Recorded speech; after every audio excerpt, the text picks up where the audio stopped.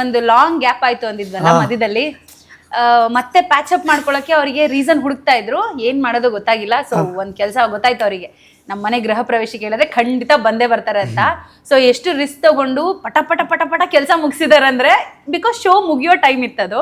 ಮುಗಿದ್ಬಿಟ್ರೆ ಮತ್ತೆ ನಾನು ಇನ್ನೊಂದು 6-7 ಮಂತ್ಸ್ ಕೈಗೆ ಸಿಗಲ್ಲ. ನನ್ನ ಪಾಡಿಗೆ ನಾನು ಮನೇಲಿ ನನ್ನ ಕೆಲಸ ಮಾಡ್ಕೊಂಡಿರ್ತೀನಿ, ಇವ್ರ ಮನೇಲಿ ಇರ್ತಾರೆ. ಸೊ ಮಧ್ಯದಲ್ಲಿ ಮತ್ತೆ ಮಾತಾಡೋದಕ್ಕೆ ಒಂದು ರೀಸನ್ ಬೇಕಂತ ಪಟ ಪಟ ಪಟ ಅಂತ ಗೃಹ ಪ್ರವೇಶನ ಆದಷ್ಟು ಬೇಗ ಡೇಟ್ ಫಿಕ್ಸ್ ಮಾಡಿ ಇನ್ವಿಟೇಷನ್ ತಗೊಂಡ್ ಬಂದ್ರು ಸರ್ ಮನೆಗೆ. ಮನೆ ಗೃಹ ಪ್ರವೇಶ ನಮ್ಮ ಮನೆಗೆ ಬಂದ್ರು.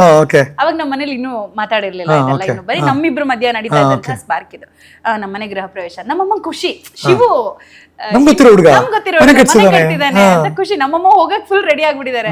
ನಾನು ಅಯ್ಯೋ ಮಾತಾಡ್ತಾ ಇಲ್ಲ, ಹೆಂಗೆ ನಮ್ಮಮ್ಮನ ಮುಂದೆ ಎಲ್ಲ ಇಬ್ರು ಮಾತಾಡ್ತಾ ಇಲ್ಲ ಅಂತ ತೋರ್ಸ್ಕೊಳ್ತಾನೆ ಇರ್ಲಿಲ್ಲ.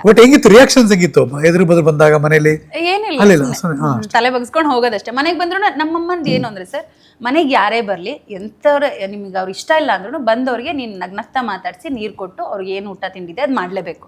ಸೊ ನಾವಿಬ್ರು ಎಷ್ಟೇ ಜಗಳ ಮಾಡಿದ್ರು ಇವ್ರಿಗೆ ಗೊತ್ತು ನಾನ್ ಮನೆಗ್ ಬಂದ್ರೆ ಮಾತಾಡಿಸ್ತೀನಿ ಅಂತ. ಅದು ಪಾಯಿಂಟ್.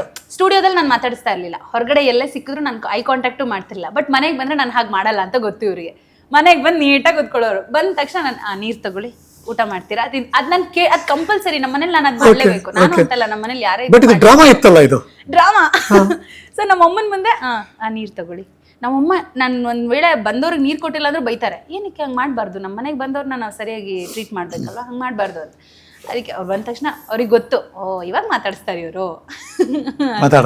ಮಾತಾಡಿದೆ ಸರ್. ಅಂದ್ರೆ ಇನ್ವಿಟೇಷನ್ ಕೊಟ್ಟಾಗ ಸರಿ ಆಯ್ತು, ಬರ್ತೀನಿ. ಇವರು ಸರ್ ನಾನು ಹೋಗೋವರೆಗೂ ಊರಿಗೆ ಹೋಗಿಲ್ಲ, ನಾಳೆ ಗೃಹ ಪ್ರವೇಶ ಬೆಳಗ್ಗೆ ಕರ್ಕೊಂಡೇ ಹೋಗೋಣ ಅಂತ.